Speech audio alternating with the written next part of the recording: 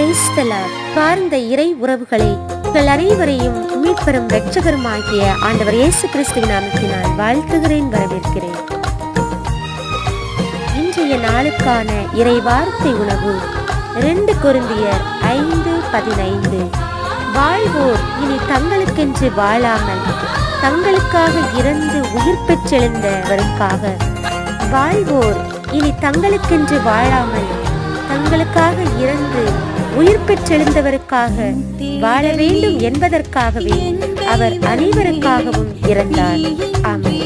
இயேசுவில் அன்பானவர்களே, இதற்கான இறை வார்த்தையானது எழுப்புகின்ற குரலானது நம் அனைவருக்காகவும் இறந்தவர் இயேசு கிறிஸ்து. நான் உங்களுக்காக இறந்து துன்பப்பட்டேன், நீங்கள் எனக்காகவே வாழ வேண்டும் என்று இந்த இறை வார்த்தைகள் நமக்கு கற்றுத்தருவது நிமித்தமாக இன்றைய நாட்களில் இந்த சிந்தனையை தொடர்ந்து பயணிக்கும்.